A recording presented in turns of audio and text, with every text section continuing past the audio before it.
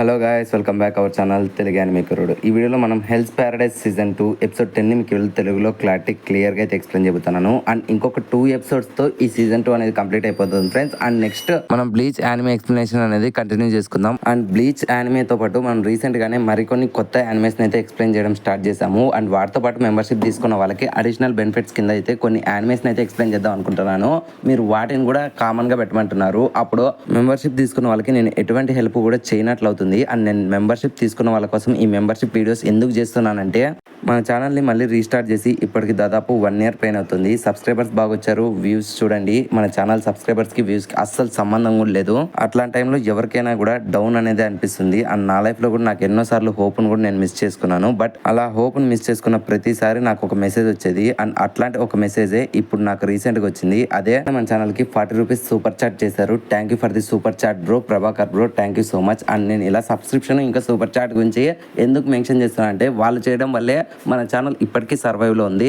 లేదంటే నేను ఒకప్పుడే ఈ ప్యాషన్ని స్టాప్ చేసేసి మళ్ళీ రిటర్న్ జాబ్కి వెళ్ళిపోదామని కూడా డిసైడ్ అయిపోయింది. బట్ ఆ టైంలోనే నాకు బూస్టప్ ఇచ్చింది ఈ సూపర్ చాట్ ఇంకా మెంబర్షిప్ అనమాట.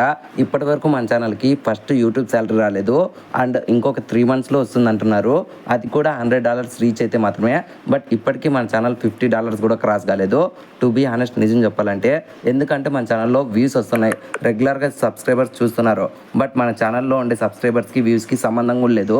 అండ్ మినిమం ఒక వీడియోకి 10K వస్తే తప్పనేసి $1 కూడా సరిగ్గా జనరేట్ కాదు.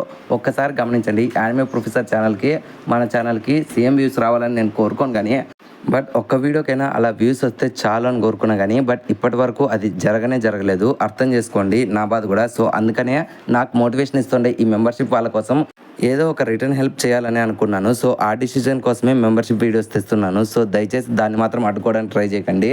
అండ్ మెంబర్షిప్ తీసుకున్న వాళ్ళందరికీ ప్రామిస్ చేస్తున్నాను, త్వరలో మీకు మోర్ యానిమే కంటెంట్ రాబోతుంది. అండ్ మీరు మెంబర్షిప్ తీసుకున్న వాళ్ళు మళ్ళీ కూడా చెప్తున్నాను, thank you so much bro. Okay, ఇంకా లేట్ అండ్ ల్యాగ్ లేకుండా వీడియో అనేది స్టార్ట్ చేసుకుందాం. ఇప్పటికే చాలా ల్యాగ్ తీసుకున్నాను. బహుశా ఈ వీడియోకి ఎక్కువ వ్యూస్ కూడా రాకపోవచ్చు. ఈ ఎపిసోడ్ స్టార్టింగ్లో మనకి షియోన్ సెన్సే ఫ్లాష్ బ్యాక్ అని చూపిస్తారు. మన షియోన్ సెన్సే తన ఫేవరెట్ స్టూడెంట్ ఏంటి టెస్సా ట్రైనింగ్ ఇస్తూ ఉండగా, అప్పుడు టెస్సా ప్రతిరోజు మీరు ఎందుకని నాకు ట్రైనింగ్ ఇవ్వడం ఆపేస్తున్నారు, మీరు ఇలా ప్రతిరోజు నాకు ట్రైనింగ్ ఇస్తే నేను ఎంతో మంచి స్క్వాడ్ యూజర్ పర్సన్ అవుతా కదా అనడంతో ఇంకా అలా మనోడు గుర్తు తెచ్చుకుంటాడు. అండ్ దాంతోపాటు సీజన్ 1లో మన షియోన్ సెన్సే ఇంకా టెస్సా ఇద్దరు కూడా రీయూనియన్ అయిన తర్వాత నొరగైకి ఈయనే మా సెన్సే అనడంతో అప్పుడు షియోన్ సెన్సే కూడా ఎన్నిసార్లు చెప్పాలి నీకు, నువ్వు నన్ను ఇప్పుడు సెన్సే అని పిలవాల్సిన పని లేదు, ఇప్పుడు మన ఇద్దరం కూడా ఆస్మాన్స్ కాబట్టి మన ఇద్దరం కామ్రేడ్సే, అలా పిలవద్దని చెప్పింటాడు. అండ్ అంతేకాకుండా అప్పుడే వీళ్ళ మీద అటాక్ చేసిండే ఆ టెన్షన్ చేతిలో మన టెస్సా చనిపోవడం. అండ్ షియోన్ సెన్సే తన కళ్ళ ముందరే తన స్టూడెంట్ని పోగొట్టుకున్నా సరే తనని చంపిన ఆ టెన్షన్ ఊరికే వదిలేశానని చెప్పి బాత్తో మనోడు అక్కడి నుంచి పారిపోవడం. అండ్ తన కళ్ళ ముందర తన కళ్ళు లేకపోయినా సరే తన స్టూడెంట్ ఏడవడం అండ్ బాత్తో గట్టి కేకలేయడం, ఇదంతటినీ కూడా మన షియోన్ సెన్సే గమనించినా సరే ఏం చేయలేని స్థితిలో పారిపోయి ఉండేదాన్ని మనోడు ఇప్పుడు ప్రజెంట్ సిచ్యువేషన్లో గుర్తు తెచ్చుకొని, నువ్వేం చేసావో నీకు గుర్తుండకపోవచ్చు, అసలు నువ్వు ఎవరిని చంపావో నీకు అసలు గుర్తు కూడా లేకపోవచ్చు, బట్ నీ చేతిలో విక్టిమ్గా ఉన్న మాకు నువ్వేం చేసావో అండ్ నువ్వు ఎవరిని చంపావో నీ మీద మేము ఎలా పగ తీర్చుకోవాలో ఇవన్నీ కూడా మాకు గుర్తున్నాయి అంటాడు. ఇంకప్పుడే ఆ టెన్షన్ చూసిన మన నొరగై కూడా ఓకే, షియోన్ సెన్సే బాగానే ట్రై చేశాడు, ఇప్పుడు ఆ టెన్షన్ కూడా స్లోగా రికవర్ కాలేనంతగా అయితే డ్యామేజ్ అయింది. అండ్ ఇప్పుడు తన ఏజింగ్ కూడా త్వరగా అయిపోతుంది. సో మేము ఇలాగే పోరాడితే ఈజీగా దాన్ని చంపేయచ్చు అనుకుంటుంది. బట్ ఈ గ్యాప్లోనే పక్కన ఉండే ఆ టెన్షన్ మాత్రం అక్కడే పడిపోయిన తన ప్రీవియస్ డెడ్ బాడీస్ అన్నిటిని కూడా ఒకటేసారి తన తావ ఉపయోగించుకొని అన్నిటినీ కంట్రోల్ చేసి మన షియోన్ సెన్సే ఇంకా నొరగై మీదకైతే విసురుతుంది. అండ్ ఆ టెన్షన్ ఇలా విసరడానికి మెయిన్ కారణం ఒకటే అనమాట, షియోన్ సెన్సేకి ఎలాగో కళ్ళు కనపడవు. అండ్ తన యొక్క తావని సెన్స్ చేసినా సరే ఇలా పడిపోయిండే డెడ్ బాడీస్ని అండ్ దాని దగ్గర నుంచి వచ్చిండే ఆ బ్లడ్ని అయితే సెన్స్ చేయలేడు కదా. సో ఆటోమేటిక్గా ఈసారి నాకు కొంచెం ఆపర్చునిటీ దొరుకుతుంది, రికవర్ అయ్యే ఛాన్స్ ఉంటుందని చెప్పి ఆ టెన్షన్ అనుకుంటుంది. అండ్ ఆ టెన్షన్ ఊహించినట్లుగానే మన షియోన్ సెన్సే తడబడతాడు. ఇంకప్పుడే నొరగై సెన్సే మీరు జాగ్రత్త నడుస్తుంది, కానీ అప్పుడే మన షియోన్ సెన్సే ఆ డెడ్ బాడీస్ని అండ్ దాంట్లో వచ్చిండే బ్లడ్ని కూడా సెన్స్ చేసి, ఓ ఇట్లాంటి చిన్నపిల్లల ఆటలో వేరే వాళ్ళ దగ్గర ఆడుకో, నా దగ్గర కాదని చెప్పి ఒక్కసారిగా తన స్క్వాడ్ తీసి ఆటమన్ రైన్స్ అని చెప్పి ఆ డెడ్ బాడీస్ అన్నిటిని కూడా ముక్కలుగా నరికేస్తాడు. ఇంకా చూసిన టెన్షన్ మాత్రం మైండ్ బ్లాక్ అవుతుంది. అప్పుడే మన షియోన్ సెన్సే వెంటనే పరిగెత్తుకుంటూ వచ్చి ఆ టెన్షన్ మీద అటాక్ చేస్తారు, కానీ బట్ ఈసారి కూడా తను తప్పించుకుంటుంది. అండ్ అప్పుడే షియోన్ సెన్సే నోట్ల నుంచి బ్లడ్ రావడంతో ఇంకా నేను ఇలా తప్పించుకుంటే అదే చాలనుకుంటుంది. బట్ ఈ గ్యాప్లోనే షియోన్ సెన్సే తన విరిగిపడిపోయిండే ఆ స్క్వాడ్ ముక్కను వెంటనే తీసుకొని దూరంగా ఆ టెన్షన్ యొక్క తాండెన్ మీద విసురుతాడు. ఇంకా ఆ ముక్క గుచ్చుకోవడంతో దెబ్బకి ఆ టెన్షన్ కూడా కింద పడిపోతుంది అండ్ మన షియోన్ సెన్సే కూడా కింద పడిపోతాడు. ఇంక వెంటనే ఆ ముక్కను బయటకు విసిరేసి అసలు వీడు మనిషేనా, వీడు చావుకు దగ్గరగా ఉన్నాడు అండ్ ఎందుకని వీడు ఇంతలా పోరాడుతున్నాడు, ఇప్పుడు చావరా గుడ్డి నా కొడక అని చెప్పి ఒక్కసారిగా తన బాడీ పార్ట్స్ అన్నిటిని కూడా మన షియోన్ సెన్సే మీదకి వేసి మన షియోన్ సెన్సేని అయితే లాక్ చేస్తుంది. ఇంకా చూసి నొరగై పాప భయపడుతూ ఉంటే ఇంకా అప్పుడే టెన్షన్ కూడా ఓకే వీడు తప్పించుకోలేడు అనుకుంటుంది. బట్ అక్కడ ఉన్నది మన షియోన్ సెన్సే, కళ్ళు కనపడకపోవచ్చు కానీ బట్ స్క్వాడ్ వాడడం మొదలు పెడితే ఆయనకంటే బాగా ఎవరు వాడలేరు. అండ్ తన మీద పడిండే ఆ బాడీ పార్ట్స్ అన్నింటినీ కూడా ముక్కలు ముక్కలుగా నరికేసుకుంటూ ఒక్కసారిగా వాటన్నిటిని లేపు పడదొప్పుతాడు. దెబ్బకి అక్కడంతా కూడా రక్తపు వర్షం అయితే కురుస్తుంది. ఇంకా చూసిన టెన్షన్ మైండ్ బ్లాక్ అయ్యి అసలు ఎవర్రా వీడు, మనిషా లేకుంటే మానవ మృగమా,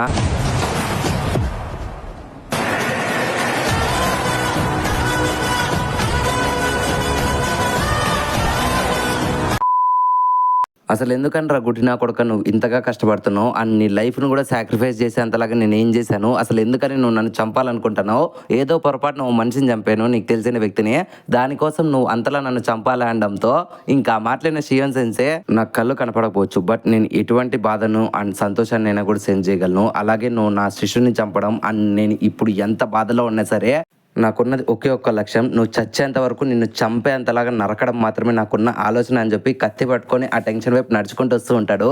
ఇంకా మన షియోన్ సెన్సేని అంత యాంగ్రీగా చూసిన ఆ టెన్షన్ భయపడుతూ వణికిపోతూ ఉంటుంది.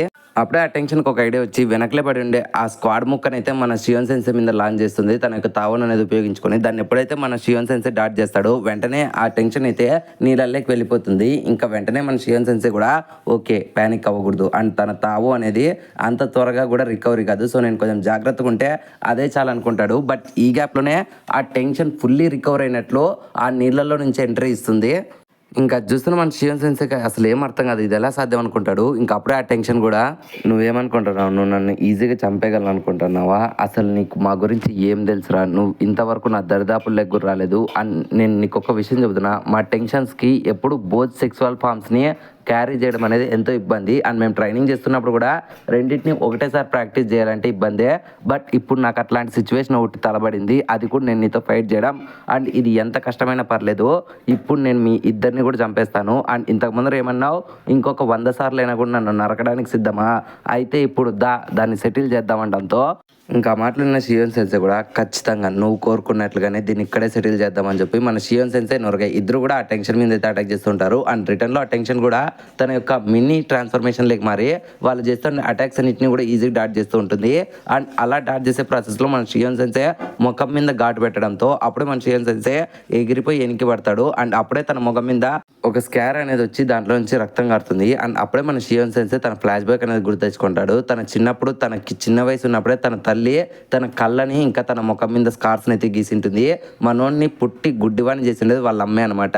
అండ్ అలా ఆవిడ చేయడానికి మెయిన్ కారణం ఏంటంటే వాళ్ళు ఊరూరా తిరిగి డబ్బులు సంపాదించడం కోసం వాళ్ళు ఒక యాక్ట్ అనేది ప్లే చేద్దాం అనుకుంటారు. అండ్ ఆ యాక్ట్ పేరే ఒక గుడ్డి పిల్లోడు తనకు జరగబోయే స్ట్రైక్ అటాక్స్ అన్నిటిని కూడా ఈజీగా ఒక వుడెన్ స్క్వాడ్తో అయితే డాట్ చేయాలి, అది కూడా కస్టమర్స్ తన మందికి విసిరేది. అండ్ మన షియోన్ సెన్సే గుడ్డివాడు కాదు కాబట్టి అండ్ కస్టమర్స్ దాన్ని కనిపెట్టకూడదని ఆటోమేటిక్గా వాళ్ళ అమ్మే తన 2 కాళ్ళని కూడా కోసేసి ఉంటుంది అనమాట.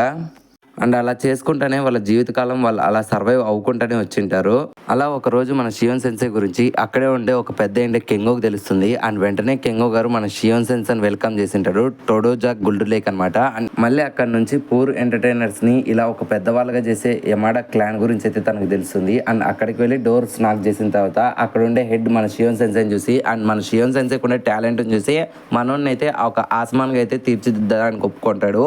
అండ్ ఆ హెడ్కి ఎప్పుడు మన షియోన్ సెన్సేని చూసినా ఒకటే డౌట్ అనమాట, ఇంత బాగా స్క్వాడ్ వాడే ఈ వ్యక్తికి ఎలా కళ్ళు పోయాయి అండ్ తన ముఖం మీద అట్లాంటి ఘాట్లు అనేటివి ఎవరు పెట్టారని చెప్పి వాళ్ళ అమ్మని అడిగిన ప్రతిసారి కూడా వాళ్ళ అమ్మ ఇది నా భర్త చేశాడు, ఇలా నా కొడుకుని చిన్నప్పటి నుంచి గుడ్డివాన్గా చేసి తనని ఏమీ చేయలేని ఒక స్థితిలోకి అయితే తెచ్చాడు. బట్ నా కొడుకు దాన్నంతటినీ కూడా దాటుకొని ఇప్పుడు ఒక మంచి స్క్వాడ్ యూజర్గా మారాడు, కేవలం నా కొడుకు యొక్క పట్టుదల ద్వారానే మేము ఇలా ఈ స్థాయిలో ఉన్నామండంతో ఇంకా పక్కనే ఉండే షియోన్ సెన్సే అది చూసి నా తల్లి ఎప్పుడు కూడా ఎంతమంది ఎవరు తనని అడిగినా సరే ఒకటే అబద్ధాన్ని తను మార్చుకోండి చెప్పేది.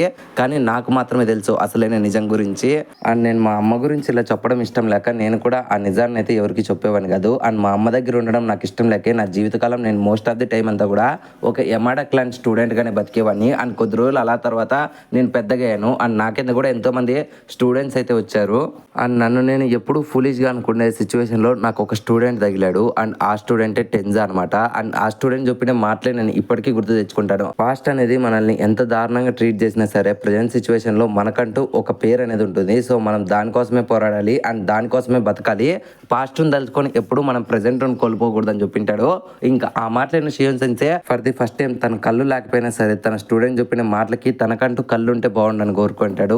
తన స్టూడెంట్ కళ్ళలోనే తన కళ్ళు ఉన్నాయనుకొని భావించి ఆ రోజు నుంచి టెస్సాని ఎంతో జాగ్రత్తగా పెంచింటాడు. బట్ ఆ రోజు షియోన్ సెన్సేని కాపాడడం కోసం టెన్జా చనిపోవడం అండ్ టెన్జా ఆ రోజు బాధపడుచు ఏడ్చిండే దాన్ని మన షియోన్ సెన్సే ప్రజెంట్ సిచ్యువేషన్ లో గుర్తు తెచ్చుకొని నేను ఈ రోజు నిన్ను ముక్కలు ముక్కలుగా నరికి చంపేస్తాను. ఒకవేళ నిన్ను చంపడానికి నేను నా లైఫ్ ని సాక్రిఫైస్ చేయాలన్నా సరే నేను దాన్ని ఎంతో ఈజీగా సాక్రిఫైస్ చేస్తాను.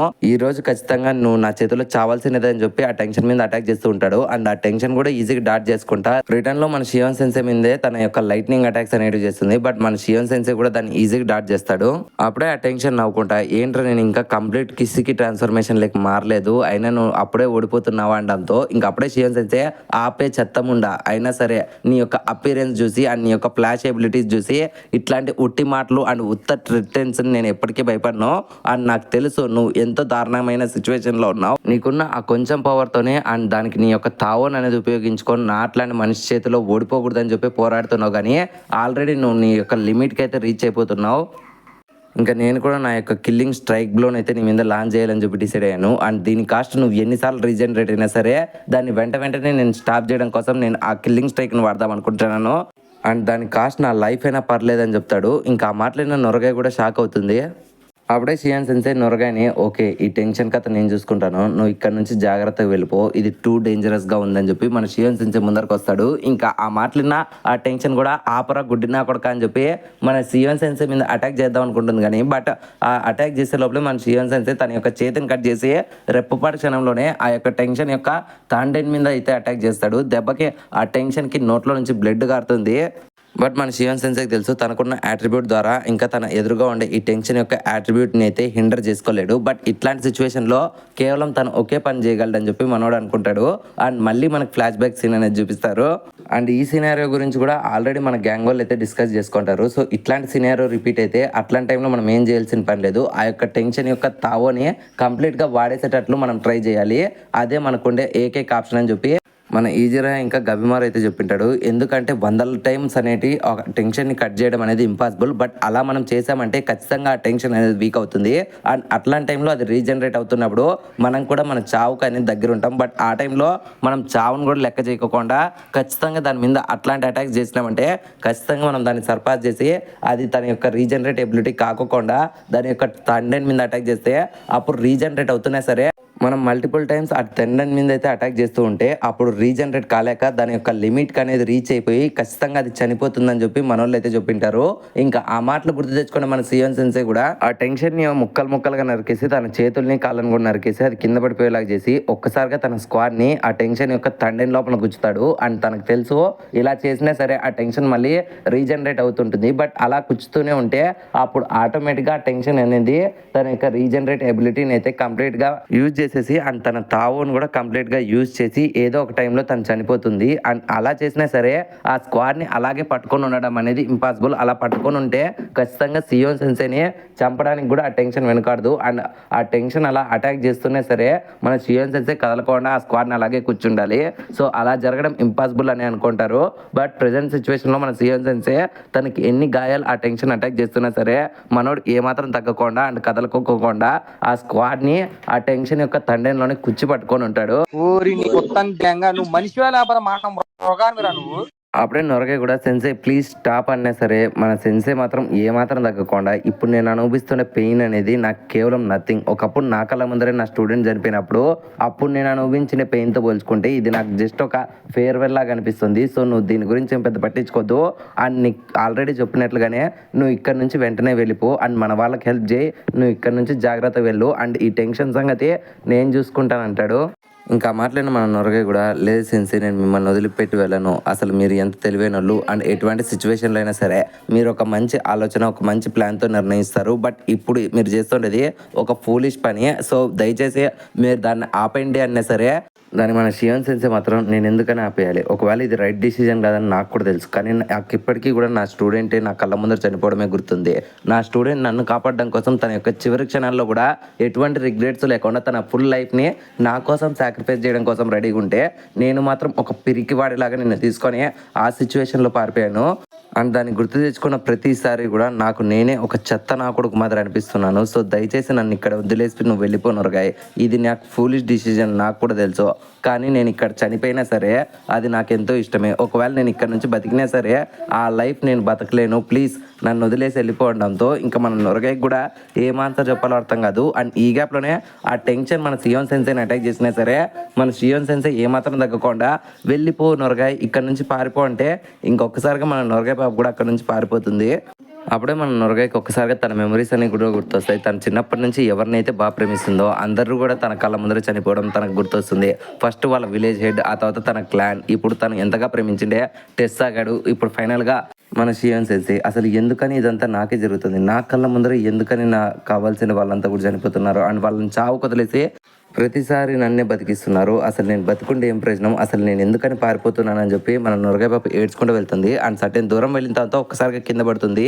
ఒకప్పుడు నేనున్న సిచ్యువేషన్లోనే ఇప్పుడు నా సెన్సే ఉన్నారు, ఆయనకి ఇప్పుడు అర్థం కావడం లేదు బతకాలా చావాలా అని. అట్లాంటి ఒక డైలమాలో ఇప్పుడు ఆయన చావుకు దగ్గరగా ఉన్నారు అండ్ ఆయన చావును కూడా నేను ఆపలేకున్నాను. ఒకప్పుడు నేను కూడా ఒక సోలో సర్వైవర్గా ఉన్నాను అండ్ అన్ని సంవత్సరాల తర్వాత నాకు ఫస్ట్ టైం ఒక అబ్బాయి నచ్చాడు అండ్ ఆ అబ్బాయి నన్ను కాపాడడం కోసం తన ప్రాణాలు కూడా వదిలేశాడు. కానీ నేను మాత్రం తన సెన్సేని కూడా కాపాడలేక ఊరికే ఉన్నానని చెప్పి బాధపడుతుంది. అండ్ వెంటనే లేదు నేను ఎలాగైనా సరే షియాన్ సెన్సేని కాపాడుతానని చెప్పి వెనక్కి తిరుగుతుందో లేదో అప్పుడే చనిపోయిన టెస్సా తన కళ్ళ ముందర కనపడి అండ్ కింద పడిపోయిన స్క్వాడ్ని తీసుకొని మన నొరగాయకి అయితే ఇస్తాడు.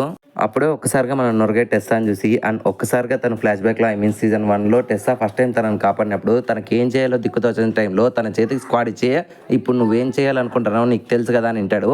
ఇంకా దాన్ని గుర్తు తెచ్చుకునే ప్రజెంట్ సిచ్యువేషన్లో మన నొరగాయ కూడా ఆ స్క్వాడ్ని తీసుకొని నాకు ఇప్పుడు ఏం చేయాలో అర్థమైందని చెప్పి వెంటనే అక్కడ నుంచి రిటర్న్ పరిగెత్తుతుంది. అండ్ దాన్ని చూస్తున్న టెస్సా కూడా ఒక చిన్న స్మైల్ ఇచ్చి అక్కడ నుంచి మాయమైపోతాడు. అండ్ మన నొరగే పరిగెత్తుకుంటూ వెళ్ళి లేదు ఇలా జరగకూడదు, నేను ఆయనకి ఎలాగైనా ఎక్స్ప్లెయిన్ చేయాలి, క్లారిటీగా ఆయనకు అర్థమయ్యేటట్లు చెప్పాలని చెప్పి నొరగే మన షియాన్ సెన్సే దాకైతే వస్తుంటుంది. అండ్ దీనికి ప్యారల్గా షియాన్ సెన్సేని అయితే చూపిస్తామంట. మన షియాన్ సెన్సే ఆల్మోస్ట్ చావుకు దగ్గరగా అయిపోయింటాడు అండ్ తన మనసులో ఓకే నా హార్ట్ బీట్ చిన్న కొట్టుకుంటుంది అండ్ క్లారిటీగా నేను చావుకు దగ్గరయ్యానని చెప్పి నాకు తెలుస్తుంది. బట్ నా ఒంట్లో ఉండే అన్ని అవయవాలు కూడా పనిచేయడం మానిపోయాయి, కానీ కేవలం దీన్ని చంపాలని నా సంకల్పం ఇంకా నా చేతులు మాత్రమే ఇవి పనిచేస్తున్నాయి. అయినా ఏం పర్లేదు, నేను ఒకప్పుడు చనిపోయాను. ఎప్పుడైతే టెస్సా నువ్వు నా కళ్ళ ముందర చనిపోయావో అప్పుడే నేను చనిపోయాను. బట్ ఇప్పుడు ఫైనల్గా నేను కూడా నీతాకు వస్తున్నాను అంటాడు. బట్ ఈ గ్యాప్లోనే మనోని కాపాడడం కోసం నొరగాయ పరిగెత్తుకుంటూ వచ్చి మన షియాన్ సెన్సేని పక్కన నొక్కేస్తుంది. అండ్ వెంటనే మన షియాన్ సెన్సేకి ఏం అర్థం కాదు. అండ్ వెంటనే నొరగాయ పాప తన నక్ చేసుకొని లేదు సెన్సే అని అరుస్తూ ఉంటుంది. అప్పుడే షియాన్ సెన్సే కూడా అసలు నువ్వేం చేస్తున్నావు, మర్యాదగా నన్ను వదిలే అని చెప్పి ఎన్నోసార్లు ఆ హగ్లో నుంచి తప్పించుకుందామని చెప్పి ట్రై చేస్తుంటాడు. కానీ బట్ నొరగాయ మాత్రం ఆ ఛాన్స్ ఇవ్వదు. ఇంక వెంటనే తనని పక్కన నొక్కేసి అసలు నీకేమైంది పిచ్చి పట్టిందా, నీకు ఎన్నిసార్లు చెప్పాను గర్ల్స్ అనేవాళ్ళు ఎంతో జాగ్రత్తగా ఉండాలి అండ్ ఇట్లాంటి టైంలో మీరు ఇలాంటి హగ్గులు ఇట్లాంటివి చేసుకుంటే అవతల మనిషి ఏదో విధంగా ఆలోచిస్తాడు.